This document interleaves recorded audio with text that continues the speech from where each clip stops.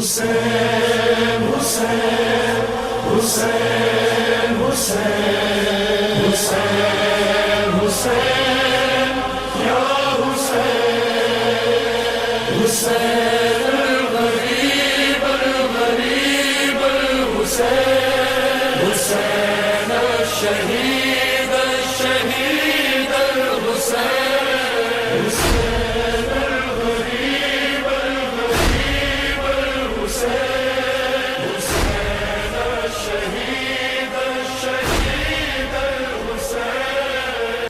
اعوذ باللہ من شر الشیطان اللعین الرجیم. بسم اللہ الرحمن الرحیم. الحمد للہ الذی ہدانا لہذا وما كنا لنہتدی لولا ان ہدانا اللہ. لقد جاءت رسل ربنا بالحق. الصلاة والسلام علی اشرف الانبیاء والمرسلین النبی المؤید والرسول المسدد المحمود الاحمد المصطفى الامجد ابی القاسم محمد. اللہم صل علی محمد وآل محمد واصحابہ والصلاة والسلام علی طیبین الطاہرین المعصومین الذین اذهب اللہ عنہم الرجس وطہرہم تطہیرا.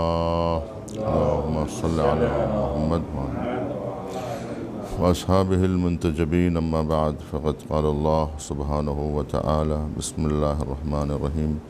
ان الذین قالوا ربنا اللہ ثم استقاموا تتنزل علیہم الملائکہ. صلوات پڑھیں محمد اللہم صل علی محمد. عزیزان ایمان،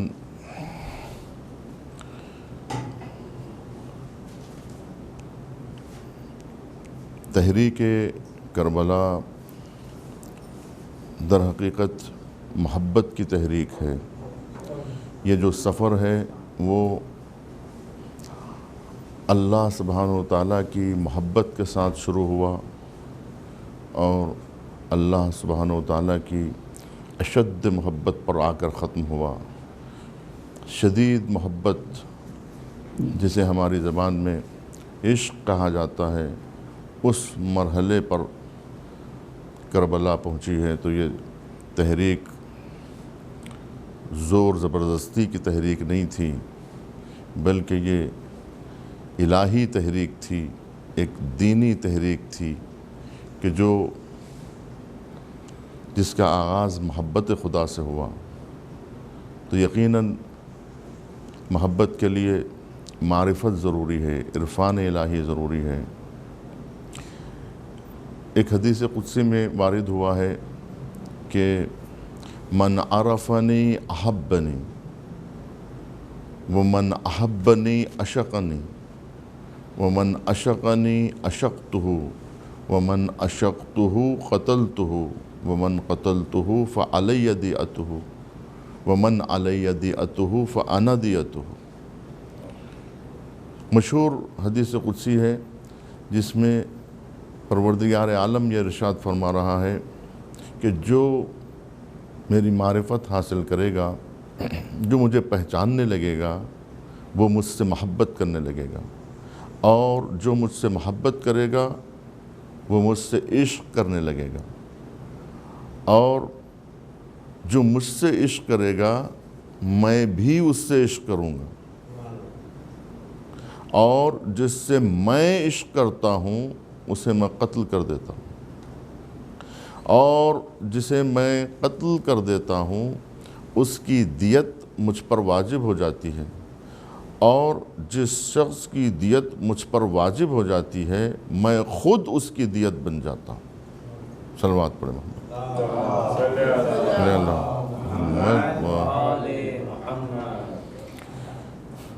آپ دیکھیں اللہ سبحانہ و تعالیٰ کے جو الطاف ہے، جو کرم ہے، اس کو انسان شمار نہیں کر سکتا. ان نعمتوں کو اگر شمار کرنا چاہے تو نہیں شمار کر سکتا. اور انسان اللہ سبحانہ و تعالیٰ کی، جیسا کہ سورہ رحمان میں کہا گیا، کن کن نعمتوں کو آپ جھٹلائیں گے، کن کن نعمتوں کا آپ انکار کریں گے. ما بنا من نعمت فمن اللہ، جتنی بھی نعمتیں جو ہے وہ پہنچتی ہیں ہم تک، وہ سب کے سب اللہ سبحانہ و تعالیٰ کی جانب سے ہم تک پہنچتی ہے۔ وہ عطا کرنے والا ہے نعمتوں کو، فراوان نعمتیں وہ عطا کرنے والا ہے۔ یہ اللہ سبحانہ و تعالیٰ کی نعمتیں ہیں جو فراوان انسان کے شامل حال ہے۔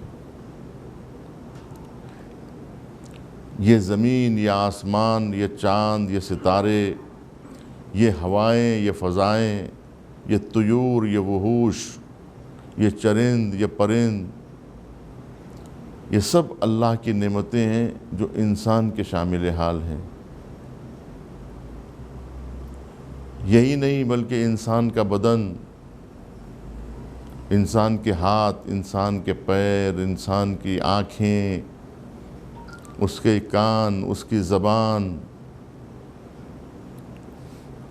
اس کا دل، اس کا جگر، اس کا پورا وجود اللہ سبحانہ و تعالیٰ کی نعمتوں سے سرشار ہے۔ ظاہری نعمتیں اپنی جگہ پر، پھر باطنی نعمتیں۔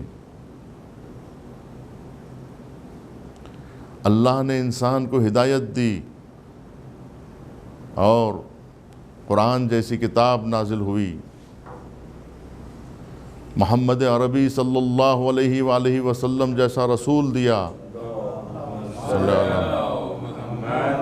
علیہ وسلم، اہل بیت جیسے مجری قانون دیے اور ان جیسے رہنما دیے، امیر المومنین جیسا امام دیا، حسن مجتبیٰ جیسا امام، امام حسین جیسا امام، امام زین العابدین جیسا امام، اور اسی طرح امام مہدی تک جو سلسلہ ہے، یہ سارا سلسلہ اللہ کی نعمتیں ہیں جو انسان کے شامل حال ہیں۔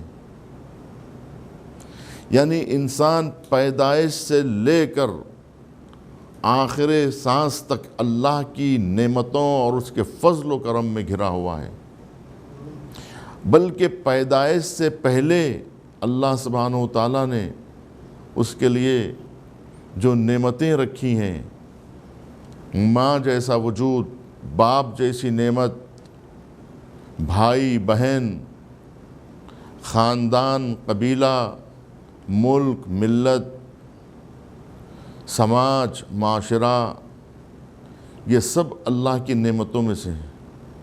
اس کے علاوہ پھر انسان کی اولاد، اولاد کی اولاد،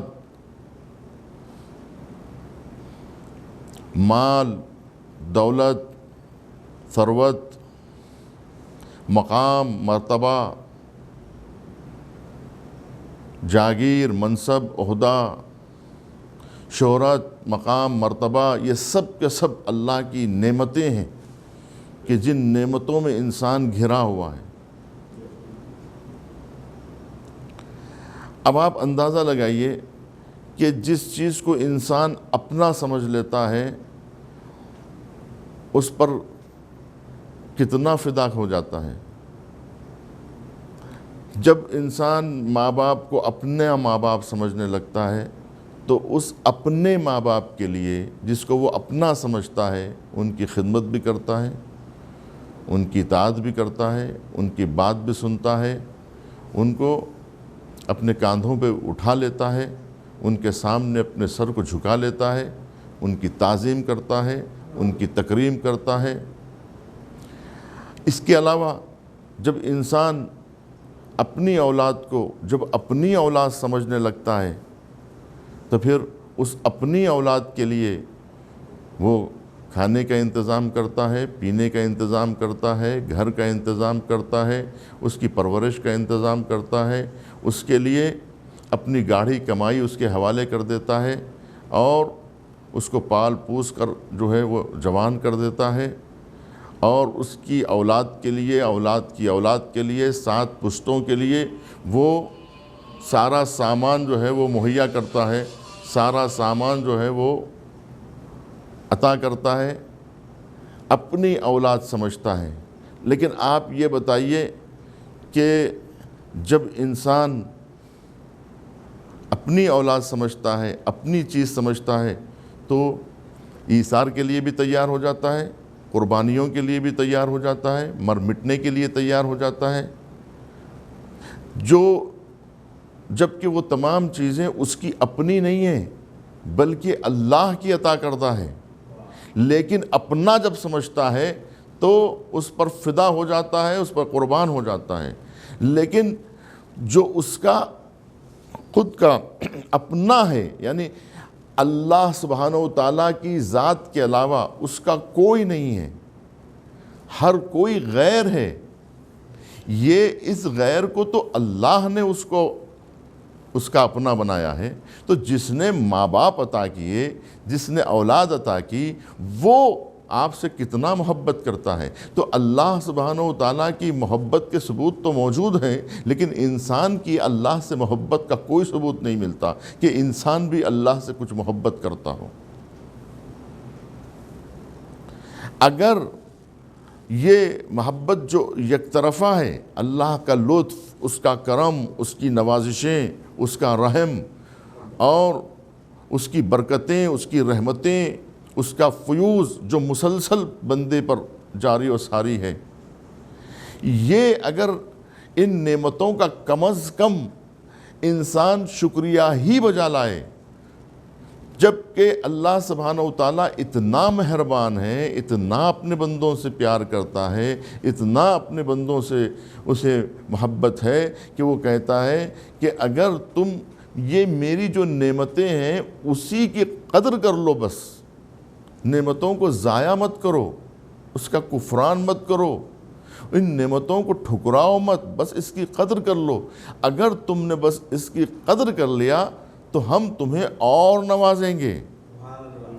یعنی ہم نے تمہیں ماں باپ کی نعمت دی ہے، تم اگر اس کی صرف قدر کر لو، اس کی اہمیت کو اگر سمجھ لو، یہ جو ہم نے تم پہ لطف کیا ہے، اس لطف کو اگر تم سمجھ لو، یہ جو تمہیں ہم نے معاشرہ دیا ہے، یہ ہم نے تمہیں جو سماج دیا ہے، تم کم سے کم اس کی قدر کر لو، اس سماج کی۔ کیا انسان تنہا رہ سکتا ہے؟ تنہا زندگی گزار سکتا ہے بغیر سماج کے، بغیر قوم کے؟ کیا انسان جنگلوں میں رہ سکتا ہے؟ تو پھر اہل شہر کی قدر کیوں نہیں کرتا؟ دوست احباب کی قدر کیوں نہیں کرتا؟ اپنے عزیزوں کی قدر کیوں نہیں کرتا؟ اپنے رشتہ داروں کی قدر کیوں نہیں کرتا؟ اپنے گود کے پالوں کی قدر کیوں نہیں کرتا؟ تو کتنے ایسے ہیں جو ان نعمتوں کی کوئی قدر نہیں کرتے، نہ کوئی اولاد کی قدر سمجھتا ہے، نہ کوئی ماں باپ کی قدر سمجھتا ہے، نہ کوئی قوم و ملت کی قدر سمجھتا ہے، نہ کوئی حتیٰ کہ کوئی نہ ہدایت کی قدر سمجھتا ہے، نہ قرآن کی قدر سمجھتا ہے، اور نہ ہدایت کی قدر سمجھتا ہے، نہ حق کی قدر سمجھتا ہے، نہ باطنی نعمتوں کی قدر سمجھتا ہے، نہ ظاہری نعمتوں کی قدر کرتا ہے، یہاں تک کہ نہ اللہ کی قدر کرتا ہے، نہ رسول کی قدر کرتا ہے۔ اس کا مطلب یہ ہے کہ انسان ناشکرا ہے، اور جب ناشکرا ہوگا، قدر نہیں کرے گا، تو قدر کے نہ کرنے سے وہ شے خود ضائع ہو جائے گی، اور ضائع ہونے پر نقصان خود اسی کا ہوگا پلٹ کر۔ تو اس کا مطلب یہ ہے کہ جو اللہ سبحانہ و تعالیٰ کا نقصان کرنا چاہتا ہے، وہ اللہ کا نہیں، خود اپنے ذات کا نقصان کر رہا ہے، وہ اپنے آپ کا نقصان کر رہا ہے۔ وہ اللہ پر نہیں ظلم کر رہا ہے، اپنے نفسوں پر ظلم کر رہا ہے۔ وہ اللہ کو نہیں بھلا رہا ہے، اپنے نفس کو بھلا رہا ہے۔ وہ اللہ کی ناشکری نہیں کر رہا ہے، بلکہ خود اپنا نقصان کر رہا ہے۔ وَلَئِن شَكَرْتُمْ لَأَزِيدَنَّكُمْ، اللہ سبحانہ و تعالیٰ کا کہنا ہے کہ اگر تم شکر بجا لاؤ گے تو ہم اور نعمتوں میں اضافہ کریں گے۔ یعنی اللہ سبحانہ و تعالیٰ اور نعمتیں عطا کرنا چاہتا ہے۔ یعنی آپ سمجھ رہے ہیں اتنی نعمتیں جو مل گئی ہیں وہ بس ہیں؟ نہیں، وہ کہہ رہا ہے اگر تم اور شکر بجا لاؤ گے تو ہم اور نعمتوں میں اضافہ کریں گے۔ لیکن انسان چونکہ اللہ سے محبت نہیں کرتا ہے، کیونکہ اللہ سے اسے کوئی پیار نہیں ہے، کوئی محبت نہیں ہے، کوئی عشق اس سے نہیں ہے، لہٰذا وہ کوئی چیز اللہ کے لیے کرنے کے لیے تیار نہیں ہے، وہ اللہ سبحانہ و تعالیٰ کو گویا پسند نہیں کرتا، جس کی وجہ سے کوئی ایک چیز بھی اس کی راہ میں خرچ کرنے کے لیے، کوئی اپنا وقت دینے کے لیے، اپنا جو ہے کوئی چیز اس کے لیے دینے کے لیے تیار نہیں، نہ کوئی ایثار کرنے کے لیے تیار ہے، نہ اس کے لیے کوئی قربانی دینے کے لیے تیار ہے۔ وہی جس چیزوں کو اپنے سمجھتا ہے کتنا ایثار و قربانی سے کام لیتا ہے، جبکہ وہ ساری چیزیں اس کو دھوکہ دینے والی ہیں۔ یہ پیسہ جس پر وہ تکیہ کر رہا ہے یہ دھوکہ دینے والا ہے۔ یہ زمین، یہ جائیداد، یہ عہدہ، یہ مقام، یہ مرتبہ، یہ شہرت، یہ سب انسان کو دھوکہ دینے والی ہیں۔ تو جو دھوکہ دینے والی چیز ہے اس پر تو انسان مر مٹا جا رہا ہے، لیکن جو حقیقت میں جو اس کا چاہنے والا ہے اس کے لیے وہ کچھ کرنے تیار نہیں ہے، نہ اس کی بات سننے تیار ہے، نہ اس کی طرف دھیان دینے تیار ہے، نہ اس کی طرف توجہ دینے تیار ہے، نہ اس کی طرف رخ کرنے کے لیے تیار ہے۔ ایثار و قربانی اور یہ تو سب چھوڑیے، صرف اللہ سبحانہ و تعالیٰ کی طرف رخ کرنے تیار نہیں ہے۔ وہ کہہ رہا ہے میری طرف دیکھو، تو دیکھنے کے لیے تیار نہیں ہے۔ جب اللہ کی نظر کے لیے جب ترسیں گے تو اللہ سبحانہ و تعالیٰ کہے گا میں تم سے اب بات نہیں کرنا چاہتا۔ کل تم مجھ سے بات نہیں کرنا چاہتے تھے، آج میں تم سے بات نہیں کرنا۔ لیکن دنیا میں تو اللہ سبحانہ و تعالیٰ کہہ رہا ہے کہ اگر تم مجھ سے دور ہو گئے ہو تو میں تم سے دور نہیں ہوں۔ نحن اقرب الیہ من حبل الورید، ہم ان کی جو ہے رگِ گردن سے زیادہ قریب ہیں۔ اللہ دور نہیں ہوتا دنیا میں، چاہے بندہ کتنا ہی دور چلا جائے، پھر توبہ کر لے گا تو پھر اپنے آپ کو اللہ کے حضور میں پائے گا۔ لیکن یہ وقت اس وقت تک ہے جب تک سانس چل رہی ہے، سانس کے ٹوٹنے کے بعد اب توبہ کی توفیق ختم ہو جاتی ہے۔ کیوں؟ اس لیے کہ جو ہے الیوم یوم العمل وغدا یوم الحساب، آج عمل کا دن ہے، کل حساب کا دن ہے۔ حساب کے دن جو ہے وہ عمل نہیں ہوتا، آج عمل ہے بلا حساب، کل حساب ہے بلا عمل۔ تو اللہ سبحانہ و تعالیٰ کہہ رہا ہے وَلَا يُكَلِّمُهُمُ اللَّهُ وَلَا يَنظُرُ إِلَيْهِمْ، اس دن نہ اللہ ان سے بات کرے گا نہ ان کی طرف دیکھے گا۔ جس وقت اللہ کی توجہ اس کے لیے ضروری ہے اس وقت اللہ جو ہے ان کی طرف نہیں دیکھے گا۔ کیوں نہیں دیکھے گا؟ اس لیے کہ انہوں نے اپنا رخ اللہ سے ایسے پھیر لیا تھا کہ ان کا منہ ہی ٹیڑھا ہو گیا، ان کا وجود ہی ٹیڑھا ہو گیا، اب وہ دیکھ ہی نہیں سکتے۔ تو لہٰذا اب اللہ سبحانہ و تعالیٰ کہتا ہے کہ میں ان کی طرف نہیں دیکھنا چاہتا، اس لیے کہ انہوں نے اپنے آپ کو ٹیڑھا کر لیا ہے۔ جب آپ مسلسل اپنا رخ اللہ سے موڑے رہیں گے تو اس طرح سے وہ ہمیشہ کے لیے مڑ جائیں گے، اور اسی کی حالت پہ اگر موت آ جائے تو کیا ہوگا؟ اللہ سے رخ پھیرے اور اسی حالت میں موت آ جائے تو کیا ہوگا؟ ہمیشہ کے لیے وہ منہ ٹیڑھا ہو جائے گا۔ تو جو اللہ سے بات نہیں کرتے، یہاں اللہ کہہ رہا ہے مجھ سے بات کرو، میں تم سے بات کرنا چاہتا ہوں۔ تو جو اللہ سے دعا نہیں کرنا چاہتے، اللہ سبحانہ و تعالیٰ کہہ رہا ہے تم کتنے گناہگار کیوں نہ ہو، گناہان کبیرہ کے اگر تم مرتکب ہو گئے ہو تب بھی اللہ کہہ رہا ہے میں معاف کرنے کے لیے تیار ہوں۔ تم مجھ سے بات تو کرو، تم مجھے پکارو تو میں تمہاری آواز پر لبیک کہنے کے لیے تیار ہوں۔ جب بندہ پکارتا ہے اپنے پروردگار کو، چاہے کتنا ہی گناہگار کیوں نہ ہو، جب اپنے رب کو پکارتا ہے، اپنے پروردگار کو پکارتا ہے تو پروردگار اس کو جواب ضرور دیتا ہے، ایک بار نہیں، دو بار نہیں تو یقیناً دے گا۔ جس طرح سے بچہ جب ماں باپ کو پکارتا ہے، چاہے کتنا ہی نافرمان کیوں نہ ہو، لیکن جب وہ اپنی نافرمانی پر نادم ہو کر جب ماں باپ کو آواز دیتا ہے مدد کے لیے، ماں باپ اس کو بھلا دیتے ہیں اس کے گناہوں کو، اس کی غلطیوں کو، اس کی خطاؤں کو، اور اسے اپنے سینے سے لگا لیتے ہیں۔ اسی طرح اللہ سبحانہ و تعالیٰ اسے اپنے سینے رحمت سے چمٹا لے گا اور اس کو دلاسا دے گا، چاہے کتنا ہی گناہگار کیوں نہ ہو۔ جب واپس آتا ہے تو بزم ملک میں مسرت کا عالم ہوتا ہے، محفل سجائی جاتی ہے۔ جب کوئی گناہگار واپس آتا ہے، توبہ کر لیتا ہے، تو ایک شادیانے بجنے لگتے ہیں بزم ملک میں۔ آپ نے اس آیت پہ غور نہیں کیا جس کو میں نے سرنامہ کلام قرار دیا، ان الذین قالوا ربنا اللہ ثم استقاموا تتنزل علیہم الملائکہ، جو اللہ کو کہتے ہیں، اللہ کو اپنا رب مانتے ہیں اور اس کے بعد استقامت دکھاتے ہیں، ان کے لیے اللہ ملائکہ کو نازل کرتا ہے۔ اللہ ملائکہ کو نازل کرتا ہے۔ یہ جو اللہ کی نعمتیں انسان کے شامل حال ہوتی ہیں، یہ سب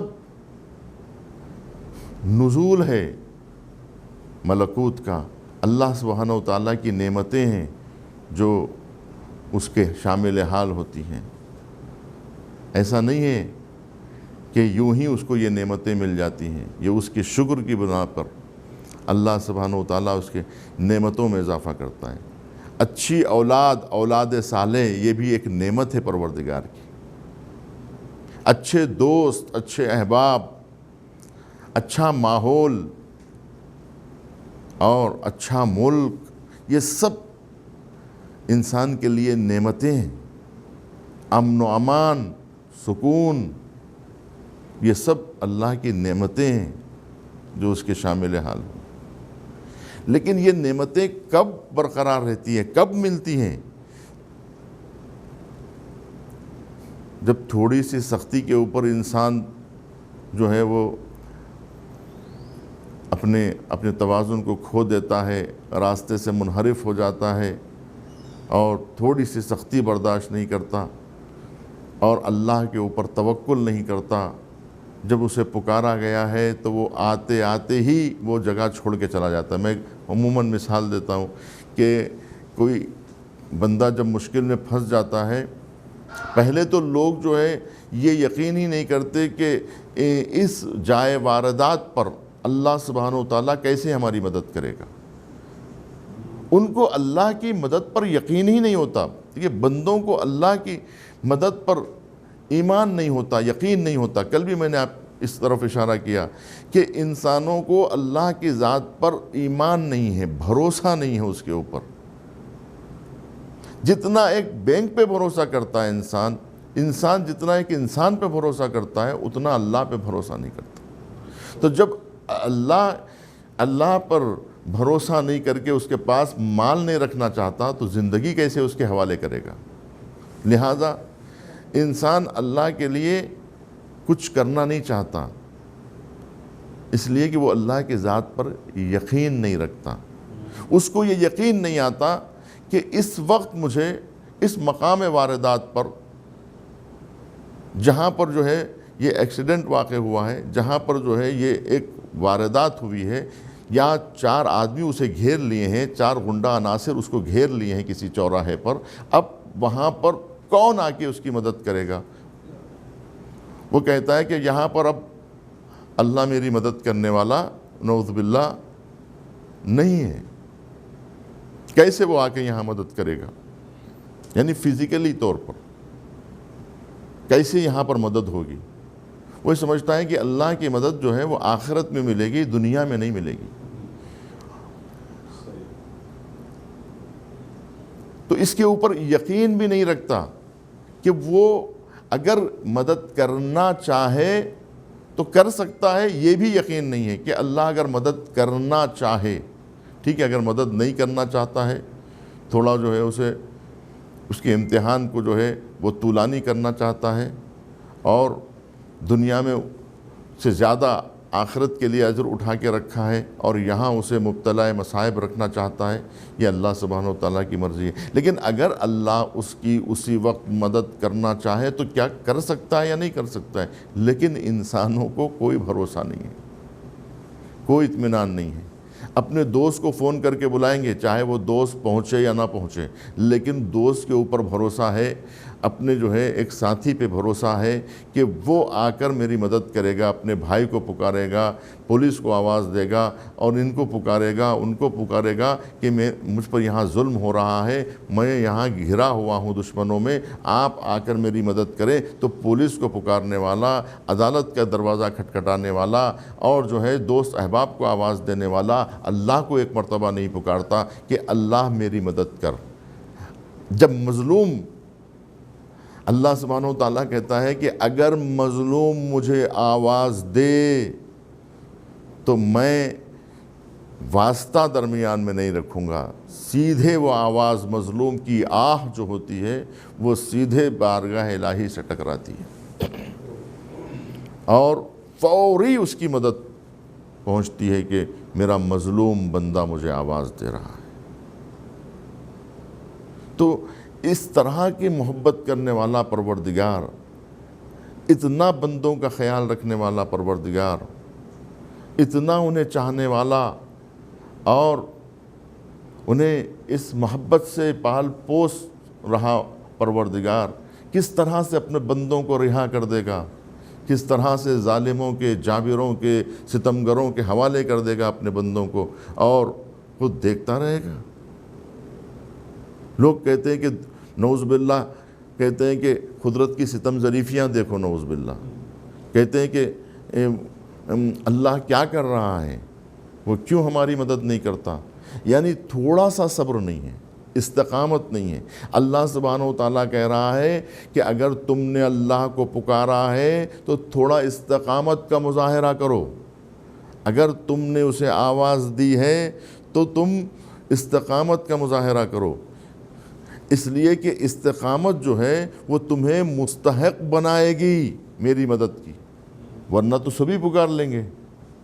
پکارنے کے بعد میں اگر واقعی سچے دل سے پکارا ہے اور بھروسہ رکھتا ہے، اعتماد رکھتا ہے اللہ کی ذات پر، تو اللہ کہتا ہے ٹکے رہو تھوڑی دیر، ہم دیکھنا چاہتے ہیں کہ تم کو واقعی جس کو تم آواز دے رہے ہو اس کے آواز پر تمہیں یقین ہے کہ وہ مدد کے لیے آئے گا، تمہیں بھروسہ ہے جس کو تم پکار رہے ہو اس کی ذات پر تمہیں اعتماد ہے، اس پر بھروسہ ہے۔ اگر ہے تو پھر استقامت کا مظاہرہ کرو۔ دیکھیے، استقامت کامیابی کی ضمانت ہے، استقامت ایمان کی دلیل ہے۔ اگر آپ کو ایمان ہوگا تبھی آپ کھڑے رہیں گے، اگر آپ کو بھروسہ نہیں ہوگا تو آپ نہیں کھڑے ہوں گے، تھوڑی ہی دیر میں راہ فرار اختیار کریں گے۔ استقامت جو ہے وہ اللہ پر ایمان اور اس کے توکل کی سب سے بڑی دلیل ہے کہ وہ اللہ سبحانہ و تعالیٰ کو اور اس پر ایمان رکھتا ہے، جس کو پکارا ہے اس پر پورا بھروسہ ہے کہ وہ آئے گا، لہٰذا کھڑا ہوا ہے، استقامت کا مظاہرہ کر رہا ہے۔ تو استقامت ہوگی تبھی اللہ کی مدد آئے گی۔ تتنزل علیہم الملائکہ، اللہ کی قدرت، اللہ کا فیوز کس تک پہنچتا ہے؟ جو صبر کرنے والے ہوتے ہیں، جو استقامت کا مظاہرہ کرنے والے ہوتے ہیں، جو ٹکے رہتے ہیں اور جو بھروسہ رکھتے ہیں، ان کے لیے۔ لیکن جو اللہ سبحانہ و تعالیٰ پر بھروسہ نہیں رکھتے، ایمان نہیں رکھتے، حوصلہ نہیں رکھتے، صبر نہیں رکھتے، استقامت کا مظاہرہ نہیں کرتے، آپ بتائیے ایسے بے صبر انسان تک اللہ کی مدد کیسے پہنچ سکتی ہے؟ جبکہ اللہ سبحانہ و تعالیٰ نے صاف لفظوں میں کہا ہے کہ تم اگر صبر کرو گے تو ہم تمہارے ساتھ ہیں، ان اللہ مع الصابرین، یقیناً اللہ صابرین کے ساتھ ہے۔ اگر تم صبر کرو گے تو ہم تمہارا ساتھ دیں گے، اگر تم ہم پر بھروسہ رکھو گے، وَمَن يَتَوَكَّلْ عَلَى اللَّهِ فَهُوَ حَسْبُهُ، اگر تم اللہ پہ توکل رکھو گے تو اللہ تمہارے لیے کافی ہے۔ تم اللہ پہ بھروسہ رکھو، اعتماد رکھو اور ٹکے رہو میدان میں، لوگ میدان چھوڑ کے گھر میں بیٹھ جاتے ہیں، کہتے ہیں ہم صبر کر رہے ہیں. یہ صبر کا معنی نہیں ہے. یعنی اگر آپ بیچ میدان میں ہیں اور تیروں تلواروں میں ہیں تو تیر کھاتے رہیے، تلواریں کھاتے رہیے، نیزے برداشت کریے، لہو لہان ہو جائیے، مگر میدان چھوڑ کے نہ جائیے. صبر کا مظاہرہ کریے، استقامت کا مظاہرہ کریے. ایک قدم پیچھے مت ہٹائیے. ایک قدم اگر آپ نے پیچھے ہٹا لیا کہ اگر آپ پر حملہ ہو رہا ہے، اگر آپ ڈٹے نہیں رہے دشمن کے مقابلے میں، ایک لحظے کے لیے اگر آپ پیچھے ہٹے تو پھر اللہ کی مدد ان بھاگنے والوں کے لیے، ان فرار کرنے والوں کے لیے، راہ حق کو چھوڑ دینے والوں کے لیے اللہ کی رحمت ان سے منہ موڑ لیتی ہے. کیونکہ وہ اللہ کی رحمت پر بھروسہ نہیں کر کے پیچھے ہٹ گئے، لہٰذا رحمت بھی پیچھے ہٹ جاتی ہے. جیسے ہی وہ رحمت پروردگار پر بھروسہ کرتا ہے تو اللہ اپنے پر بھروسہ کرنے والوں کا اعتماد نہیں توڑتا. اسی لیے کہتے ہیں کہ اس کی بارگاہ میں دیر ہے مگر اندھیر نہیں ہے. یعنی وہ کہتا ہے کہ تم کھڑے رہو، تم ٹکے رہو میدان میں، ہم پہنچ رہے ہیں، ہماری مدد پہنچ رہے ہیں، ہمارے ملائکہ پہنچ رہے ہیں. تو ملائکہ پہنچتے ہیں اور پہنچ کے مدد کرتے ہیں، اللہ انہیں بھیجتا ہے. تتنزل علیہم الملائکہ. جنگ بدر میں کیا ہوا؟ کس طرح سے اللہ سبحانہ و تعالیٰ نے ملائکہ کو بھیجا کہ جب ان لوگوں نے اللہ پہ بھروسہ کیا، جب کہ وہ ناتواں تھے، کمزور تھے، تو اللہ سبحانہ و تعالیٰ کے اوپر بھروسہ کیا اور دل سے اللہ کو پکارا، اللہ ان کی مدد کے لیے آیا اور ملائکہ کا نزول ہو گیا. یہاں تک کہ آنکھوں سے دیکھا دشمنوں نے کہ اتنے ہزار ملائکہ اسے دکھائی دے رہے تھے. کیونکہ مسلمان 313 تھے اور مقابلے میں 1000 کا لشکر تھا، تو وہ یہ محسوس کر رہے تھے کہ یہ 313 نہیں ہے بلکہ ان کے پیچھے اور 3 گنا لشکر پیچھے ٹھہرا ہوا ہے. دشمن نے کیا دیکھا کہ اللہ کی مدد آ پہنچی، اللہ کی نصرت آ پہنچی. جب اللہ کی مدد آ جاتی ہے تو یہی جنگ بدر تھی جس کے لیے اللہ سبحانہ و تعالیٰ نے کہا کم من فئۃ قلیلۃ غلبت فئۃ کثیرہ. کتنے چھوٹے چھوٹے گروہ ہیں جو بڑے بڑے گروہوں پر بھاری پڑ گئے.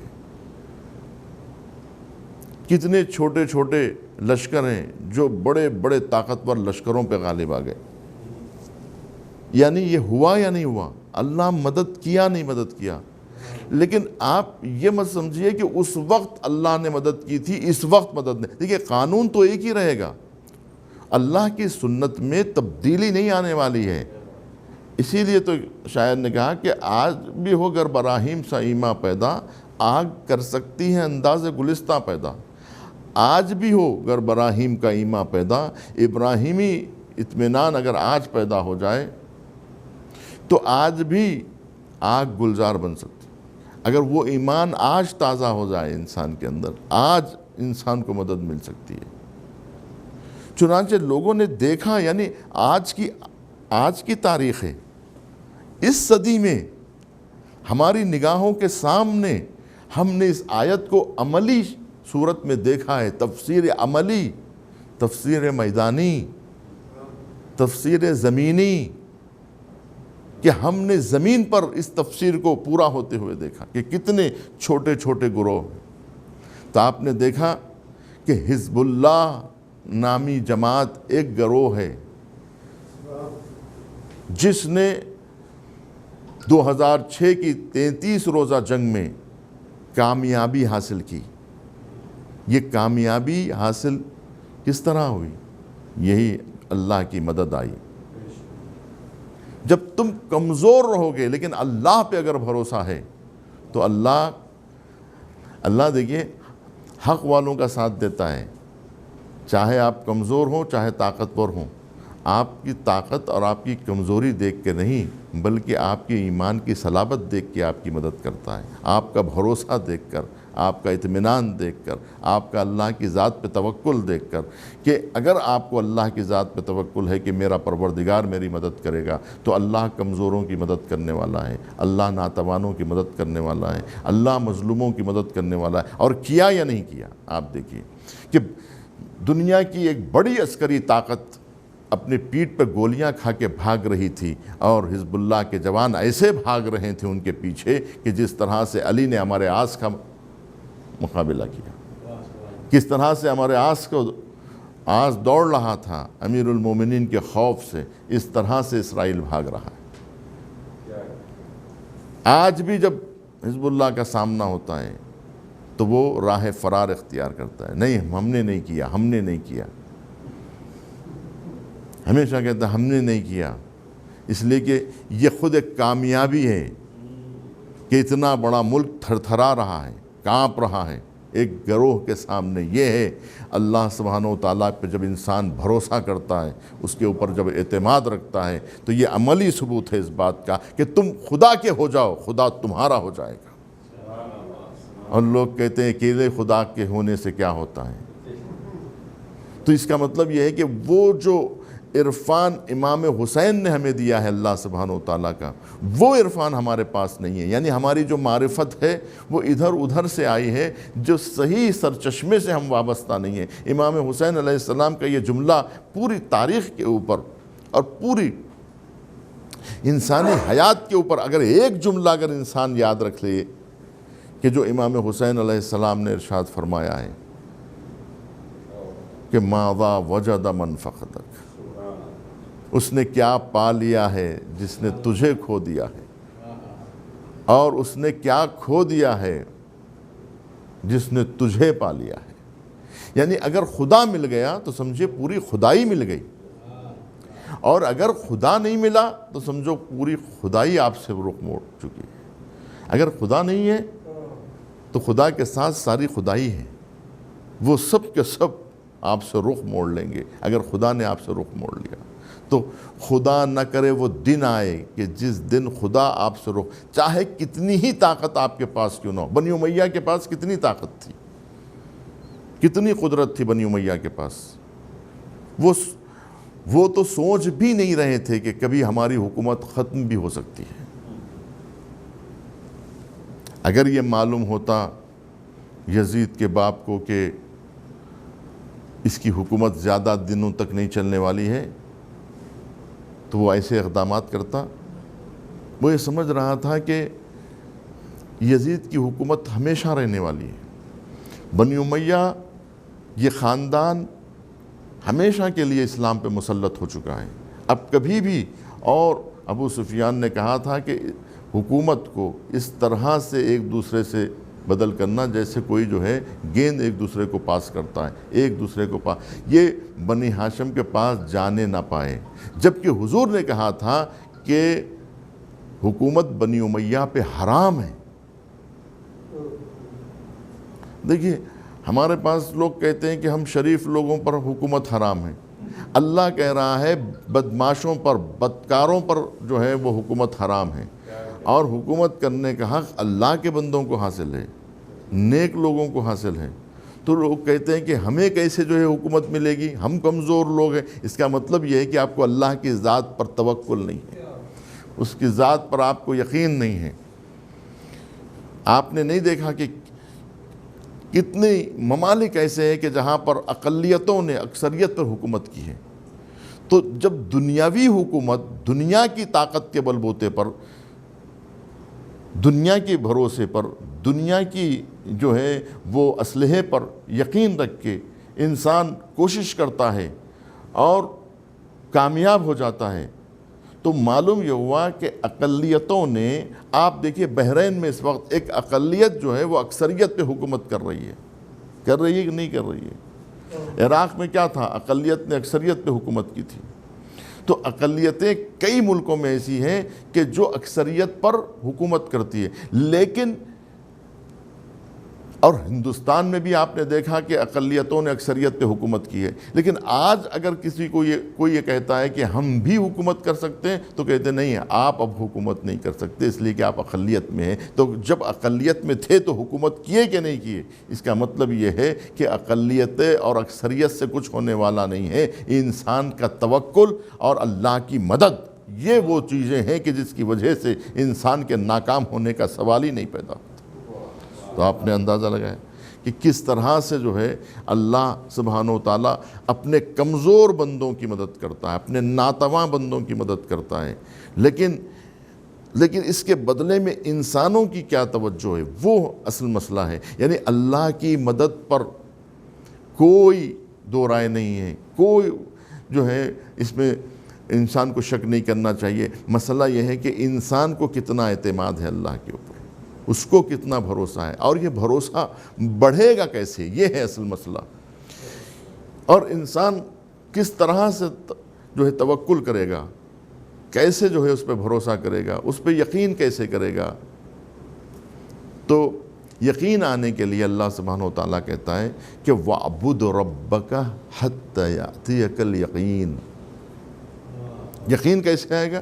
اللہ کی اتنی عبادت کر کہ یہاں تک کہ تجھے یقین حاصل ہو جائے۔ تو یہ جو یقین حاصل ہو رہا ہے وہ کثرت عبادت کی وجہ سے حاصل ہو رہا ہے کہ جب آپ اللہ کی عبادت کیوں کرتے ہیں؟ اس لیے کہ آپ جس خدا پر یقین رکھیں گے اسی کی تو عبادت کریں گے، جس پر ایمان ہے اسی کی تو عبادت کریں گے۔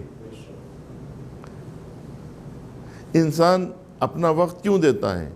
جبکہ آپ کو یقین نہیں ہے تو اس کے سامنے اٹھے گا کیوں، رکوع کیوں کرے گا، سجدہ کیوں کرے گا، اس کی نماز کیوں پڑھے گا، اس کے حکم کے مطابق روزہ کیوں رکھے گا، اس کے حکم کے مطابق حج کیوں کرے گا، زکوٰۃ کیوں دے گا، خمس کیوں دے گا، جہاد کیوں کرے گا؟ یہ سب اللہ کی ذات کے اوپر اس کا اعتماد کی دلیل ہے۔ تو اب یہ جتنا بھروسہ کرتا جائے گا انسان اللہ کے، جتنا وہ پکارتا جائے گا، جتنا وہ اللہ سے قریب ہوتا جائے گا، اللہ تو اس سے پہلے ہی سے قریب ہے، وہ قریب آئے گا۔ وہ جو دور تھا وہ نزدیک ہوگا۔ اللہ تو دور نہیں ہے، اللہ کو قریب آنے کی ضرورت نہیں ہے، انسان کو اللہ سے قریب ہونے کی ضرورت ہے۔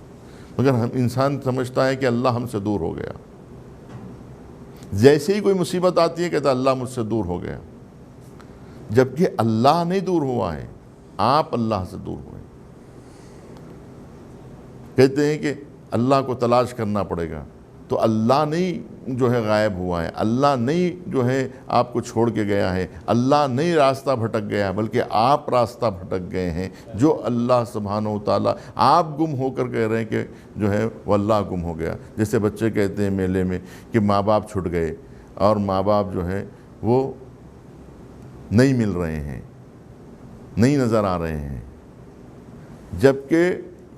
جبکہ یہ گمراہ ہوا ہے، یہ بھٹک گیا ہے، یہ جو ہے ماں باپ کو چھوڑ چکا ہے، یہ جو ہے ماں باپ کی انگلی چھڑا کر اکیلا نکل گیا، اب کہہ رہا ہے کہ ماں باپ جو ہے وہ بھٹک گئے ہیں، ماں باپ کھوئے گئے ہیں، جبکہ یہ کھو گیا ہے، کہہ رہا ہے ماں باپ کھو گئے۔ اسی طرح سے بندہ خدا کو چھوڑ کے کہتا ہے کہ خدا نے مجھے چھوڑ دیا، نعوذ باللہ، کہتے ہیں خدا نے مجھے چھوڑ دیا، خدا نے مجھے فراموش کر دیا، خدا نے مجھے بھلا دیا، خدا کو مجھ پہ ترس نہیں آ رہا ہے، نعوذ باللہ، خدا کو مجھ پہ رحم نہیں آ رہا ہے، خدا نے جو ہے وہ پیدا کر کے چھوڑ دیا ہے، مصیبتوں میں گرفتار کر دیا ہے، مصائب میں دوچار کر دیا ہے، اور مشکلات میں جو ہے گرفتار کر دیا ہے، اب ہماری مدد کے لیے نہیں پہنچتا، نعوذ باللہ۔ جبکہ انسان خود مصیبتوں میں گرفتار ہوتا ہے، یا یہ کہ انسان کو اعلیٰ درجے کی نعمت کے لیے اسے تیار کرتا ہے اللہ سبحانہ و تعالیٰ امتحانات کی منزلوں سے گزار کر۔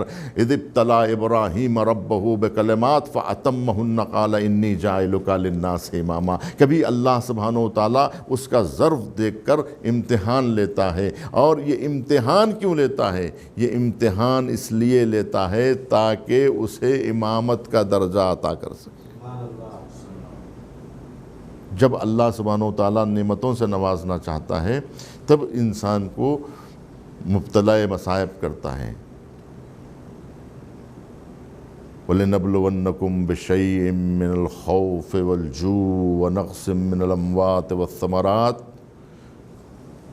ہم جو ہے اس کا امتحان لیتے ہیں، بھوک کے ذریعے سے، پیاس کے ذریعے سے، مال اور اولاد کی کمی کی وجہ سے اور اس کے دور ہونے کی وجہ سے یہ امتحان لیتے ہیں۔ جب وہ کامیاب ہو جاتا ہے، وہ بشر الصابرین اذا اصابتهم مصیبۃ قالوا انا للہ وانا الیہ راجعون، بشارت دے دو صابرین کو کہ جو صبر کرتے ہیں، بھوک میں بھی خدا کو نہیں چھوڑتے، پیاس میں بھی خدا کو نہیں چھوڑتے، ایسے ہی لوگ وہ ہوتے ہیں۔ صابرین کی علامت یہ ہوتی ہے کہ عین مشکل کے وقت میں وہ کہتے ہیں انا للہ و انا الیہ راجعون۔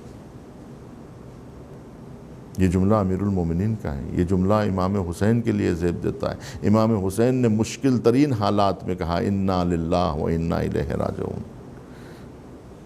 صبر و استقامت کا مظاہرہ کیا، صبر و استقامت کا مظاہرہ کیا، مصائب میں، مشکلات میں، بھوک میں، پیاس میں صبر کیا، اللہ کی ذات پہ بھروسہ کیا اور اس امتحان میں کامیاب ہوئے اور اپنی جان کا نذرانہ پروردگار عالم کی راہ میں پیش کر دیا، اپنے پورے وجود کو، اپنی اولاد کو۔ اس لیے دیکھیں اللہ سبحانہ و تعالیٰ کی ذات پر کتنا اعتماد تھا امام حسین علیہ السلام کو، کتنا یقین تھا اللہ کی ذات پر، اس سے کتنی وہ محبت کرتے تھے اللہ کی ذات سے، کہ کیونکہ اللہ کو اپنا پروردگار مانتے تھے۔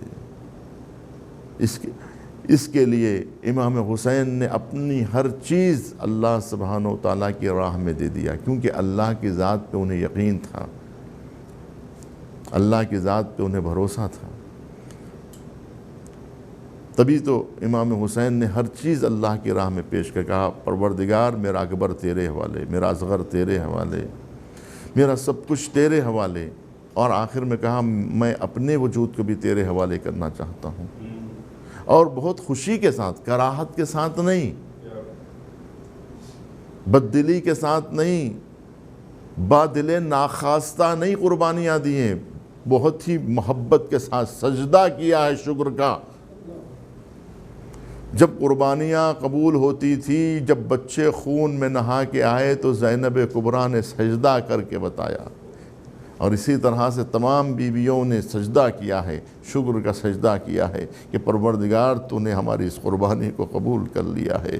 جو اللہ کے پاس پہنچ جاتی ہے قربانی وہ محفوظ رہ جاتی ہے، جو ہمارے پاس رہتی ہے وہ ضائع ہو جاتی ہے۔ اس بات کو امام حسین علیہ السلام نے ہمیں سکھایا ہے کہ دیکھو اگر تم چاہتے ہو کہ اپنے لاڈلوں کو محفوظ رکھ دو، آج حسین کے علی اصغر زندہ ہیں، آج حسین کے لیے امام حسین نے علی اصغر کو اللہ کے حوالے کر کے ہمیشہ کے لیے علی اصغر کو زندگی بخش دی، ہمیشہ کے لیے علی اصغر زندہ، حسین ہمیشہ کے لیے زندہ رہ گئے۔ آج جو ہم یاد کرتے ہیں تو خون حسین آج بھی ہمیں رلاتا ہے، غم حسین آج بھی ہمیں رلاتا ہے۔ اسی لیے کہا گیا کہ غم حسین وہ حرارت ہے جو مومنین کے دلوں میں ہمیشہ تپتی رہے گی اور ہمیشہ مومنوں کو رلاتی رہے گی۔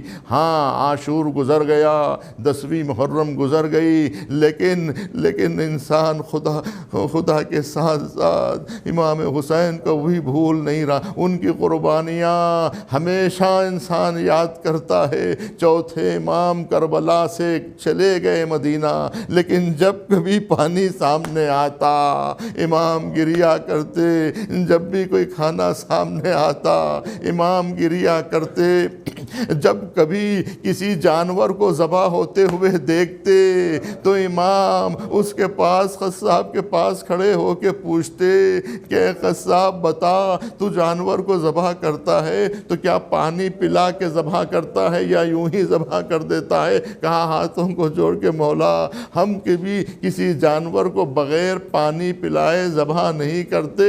امام زین العابدین کربلا کا رخ کر کے کہتے ہائے میرے بابا حسین جنہیں اس طرح سے شہید کیا گیا کہ حسین کے خشک گلے پہ ایسے خنجر چلایا گیا کہ حسین پیاسے تھے، حسین کا گلا خشک تھا اور شمر کا خنجر چل رہا تھا۔ وَسَيَعْلَمُ الَّذِينَ ظَلَمُوا أي منقلب